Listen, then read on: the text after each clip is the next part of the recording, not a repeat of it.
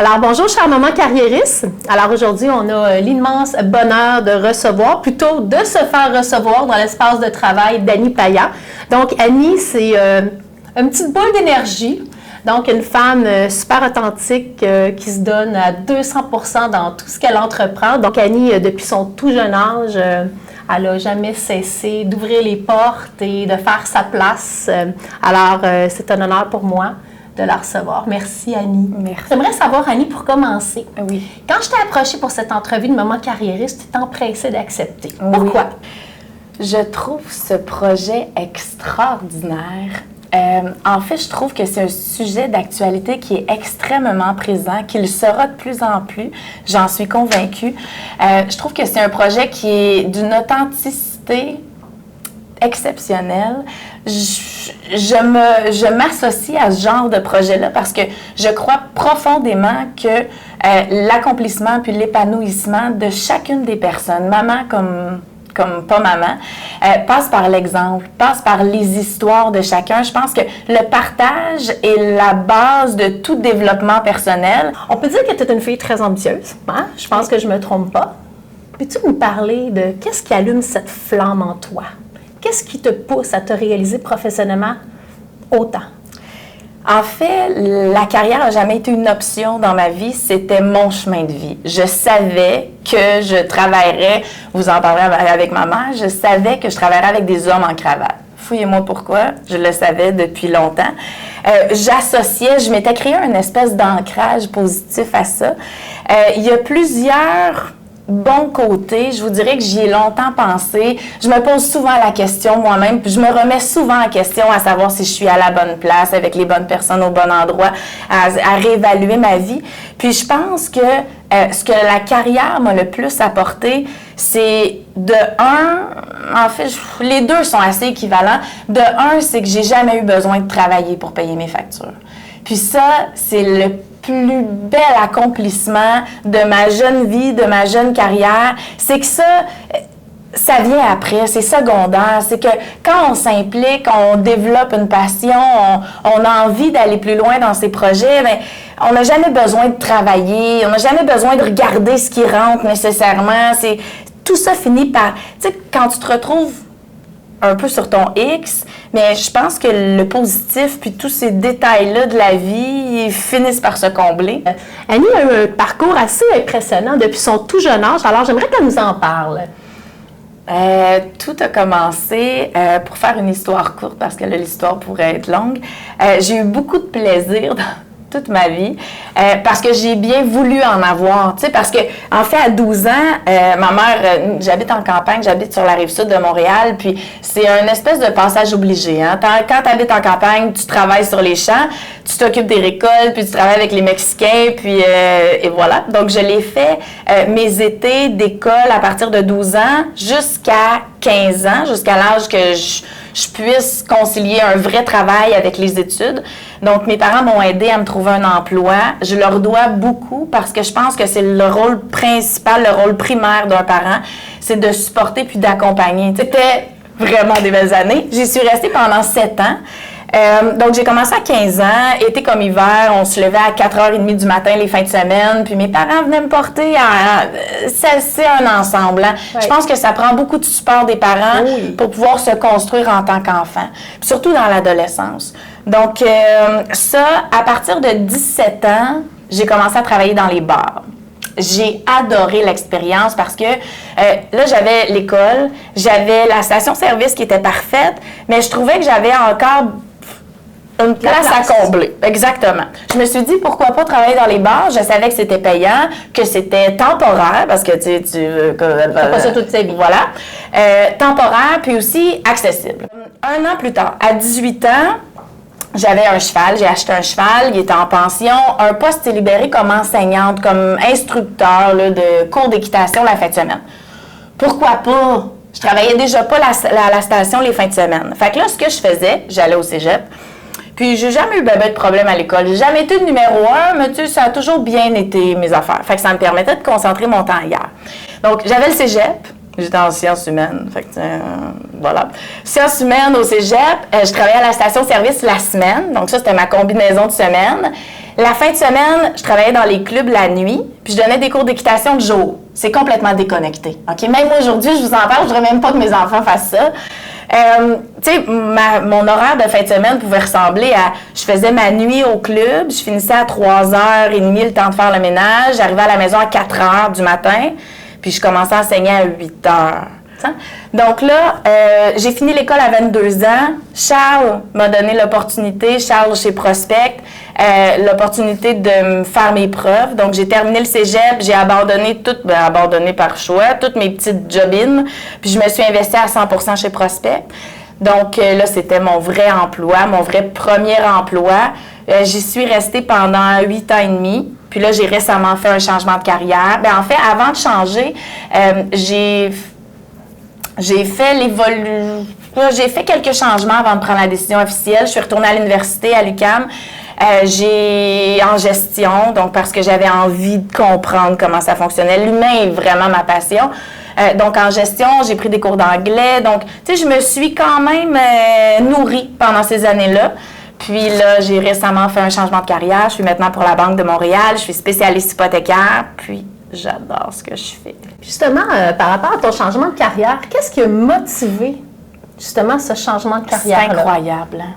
Mon père m'en parle encore. Parce que tu avais un super poste chez Prospect, tu étais hyper connue, ça a été une école incroyable pour toi, tu avais une équipe de travail vraiment dynamique. Qu'est-ce qui a motivé le fait que tu as choisi d'abandonner ça pour repartir à zéro complètement ailleurs? Sais-tu quoi? Quand j'ai annoncé ma démission, j'avais de la misère à justifier le pourquoi du parce que. Puis même encore aujourd'hui, quand je me fais poser la question, j'ai une petite introspection à chaque fois pour... Les mots me viennent pas. Je suis tellement une fille de trip que je le sentais. Ce que je pourrais te dire, c'est que peut-être que ma zone de confort était rendue trop confortable. Puis je me rends compte avec les décisions que je prends, que je me découvre, puis que la zone de confort fait pas partie de mon plan de vie. Pas tout de suite, en tout cas. J'espère qu'un jour, je vais pouvoir... Quand tu auras mon âge, peut-être. Mais là, pour l'instant, ça s'explique encore mal. Donc, si je comprends bien, toi, Annie, tu es une fille de défi. Ouais. Donc, tu étais tellement comme confortable dans ta job. À ta place, veux pas, parce que tout le monde te connaissait, tu avais une notoriété assez impressionnante. Tu donnais des conférences, tu donnais des formations à gauche, à droite. Tu étais quand même une personne impliquée, connue. Puis, dans le fond, c'est juste que le petit côté défi manquait, hein? Exactement. Mais là, tu fais un beau défi, là. Tout à fait. J'adore ce que je fais. Puis, ça a été réfléchi, ça a été spontané, mais tellement senti en dedans de moi que, tu sais, il y a un moment donné, là, qu'on prend des décisions, puis à l'intérieur, on se dit, ça faisait longtemps que ma décision était prise. Puis là, tu as 2 beaux garçons. 5 ans, Jérémy, puis tu as un petit garçon de 3 ans et demi. Olivier. Oui. Ça a dû changer pas mal d'affaires dans ta vie parce que tu es quand même une fille de défi, une fille de carrière, une fille qui s'investit à 200% partout. Mais là, je suis certaine que tu n'es pas une maman à 50%. Je suis certaine que autant que tu es 200% avec tes amis, 200% dans ta carrière, tu es une maman à 200%. Tu gères ça comment? Hey, sais-tu quoi? J'ai envie de te dire que, tu sais, quand j'ai lu la question hier, spontanément, je me suis dit, ben non, ça n'a rien changé. Puis je suis partie à rire, tu sais, je peux pas dire ça, là, tu sais, plein de mamans qui écoutent, je peux pas dire ça n'a pas changé ma vie, c'est impossible. Puis je le dis en riant, mais c'est un peu ça. Ça s'est fait naturellement. Exactement. Okay. Je le savais que, comme mon changement de carrière, je savais que dans mon plan de vie à 25 ans, puis là, on pourrait en parler longtemps, là, qu'est-ce qui va se passer à 35, c'est complètement fou, mais je le savais qu'à 25, j'aurais une maison, un premier enfant, un job que j'aime, puis tu sais, j'avais tout mis en place pour accueillir cet enfant-là. Fait que ça s'est fait comme ça s'est fait. Tu t'impliques beaucoup auprès d'eux. Tu fais quoi exactement? Parce que je sais que tu es entraîneur pour l'équipe de soccer de ton fils. Je suis certaine que c'est pas la seule chose que tu fais. Tu es hyper active, donc les enfants doivent être hyper stimulés. Oui. Alors, parle-nous un petit peu de leur vie, de votre vie. Bien, en fait, les enfants sont très impliqués dans plein de choses de fun. Mais je vous dirais qu'on est vraiment bien à la maison aussi. On profite du moment quand on est ensemble. Puis de là, mon implication à 200% avec les enfants. Puis, tu sais, je suis exactement le profil de maman qui participe au spectacle de fin d'année, qui est bénévole dans des affaires de garderie ou, tu sais, qui est sur des conseils, des comités de parents, puis qui est coach au soccer. Parce que j'ai envie de m'investir à 200% avec eux. Tu sais, comme moi, quand on est impliqué à 200% partout, ça demande beaucoup de temps, ce 200%-là partout.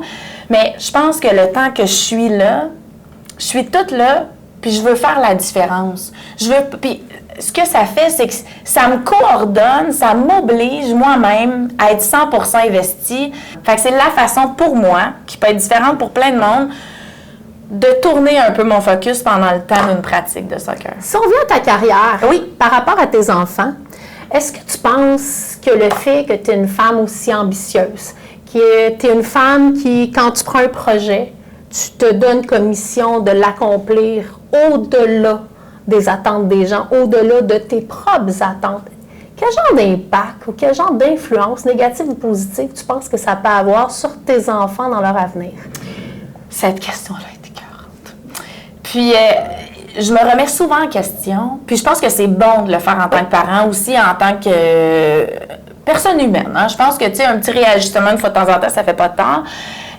Mais je crois profondément que d'avoir une maman qui se lève le matin, puis qui est contente de se lever, qui est épanouie, qui est passionnée dans ce qu'elle fait. Tu sais, je pense sincèrement que ça peut faire la différence dans la vie de mes enfants, non pas concrètement, mais par la personne que je suis moi. Fait que j'ai envie de croire, j'ai envie de dire que ça va avoir un impact positif, mais ça, l'avenir nous le dira. Mais je pense qu'on est sur la bonne voie. Puis si je peux ajouter à ça, bien, ce que ça fait, c'est que d'être une maman carriériste qui est vraiment impliquée, bien, ça nous permet de faire des petites choses de plus. Exactement, tu sais, que ce soit des vacances, que ce soit des voyages, les enfants nous accompagnent dans le sud, que ce soit, on vient tout juste d'acheter une roulotte pour passer l'été, je pensais jamais faire une roulotte de toute ma vie. Mais tu sais, les enfants, ça nous amène ailleurs. Hein? Exactement. Mais tu sais, d'être le petit plus, le petit extra dans l'ordinaire à chaque projet que j'accomplis, puis à chaque fois que je me lève de mon lit, nous permet quand même, tu sais, voilà. Fait que j'ose croire que c'est positif, même si c'est certain que, tu sais, il y a l'envers de la médaille, mais j'ai pas envie d'en parler. Garde ça pour toi, c'est correct. Je suis sûre que tu n'as pas grand négatif dans ta vie, tu es tellement de personne toujours de bonne humeur. Écoute, Annie est une personne, comme vous avez pu voir, hyperactive. Ouais. Comme moi. Bien gérée, par exemple. Oui, bien gérée. On se ressemble quand même beaucoup. Parce que je te regarde, j'ai vraiment l'impression de me voir 15 ans plus tôt parce que ça me fait vraiment rire. On se connaît depuis quand même assez longtemps. Oui. Puis ça a toujours été un grand coup de foudre, toi et moi. Oui. Même si on ne s'est pas côtoyé quotidiennement, à chaque fois qu'on se voit, ça a toujours été une grande chimie. Je pense qu'on se ressemble quand même beaucoup. On a des valeurs similaires, puis on a une drive assez similaire aussi. On est là. Oui, mais je suis certaine que les gens se demandent, tu manges quoi? Oh!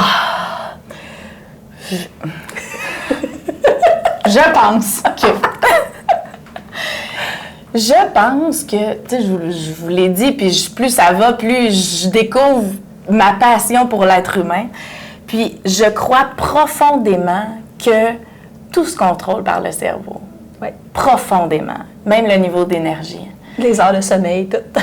Exactement. Depuis plusieurs années, justement, les heures de sommeil, tu sais, si on en parle, c'est sûr que j'ai des roches de fatigue comme n'importe quelle personne humaine, puis que, oui, j'ai juste envie de dormir mes 12 heures de fil, mais, tu sais, la vie étant ce qu'elle est, ça arrive jamais.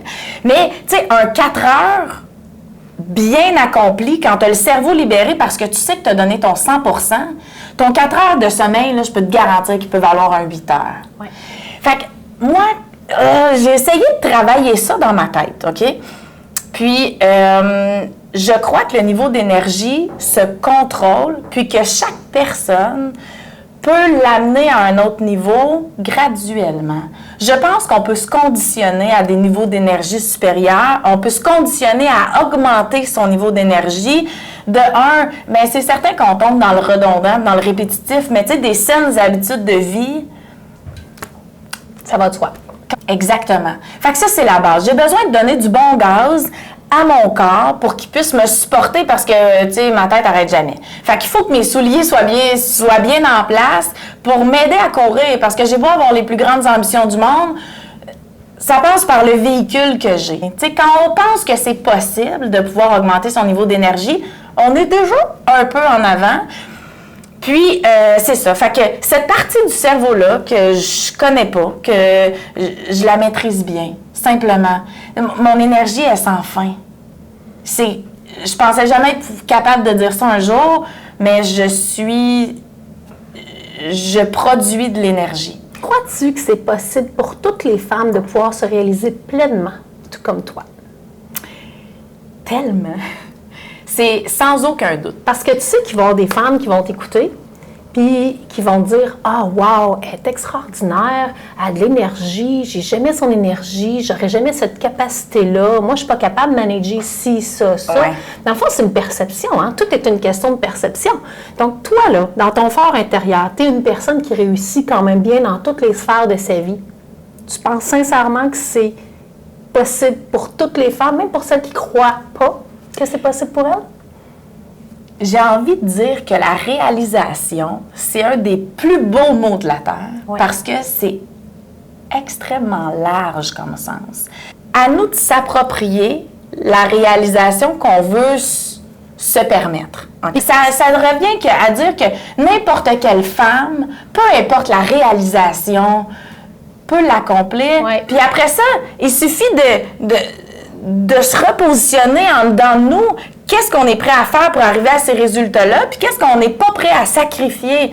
Parce qu'on a beaucoup de personnes qui ont adhéré à la page, qui sont en recherche d'identité, qui sont entre deux carrières, qui ont laissé leur travail parce qu'ils ont eu des enfants, parce que c'est difficile pour eux d'essayer de marier les deux avec leur ancienne vie, puis qui se cherchent une deuxième vie. Toi et moi, on sait que peu importe ce que tu as le goût d'entreprendre, c'est juste de décider puis de mettre les choses en place pour que ça arrive. Et peu importe qui que tu es, peu importe d'où ce que tu viens, si tu décides quelque chose, puis que tu le veux vraiment, il n'y a rien ni personne qui va pouvoir t'en empêcher. La seule personne qui va pouvoir t'en empêcher, c'est toi. Exactement. Tu es d'accord avec moi? Oui, tout à fait. Good. J'adore ça. Sur ça, on vous laisse. On espère que vous avez adoré notre petite boule d'énergie, Annie. Alors, on se revoit sur une prochaine vidéo. Merci. Bye bye.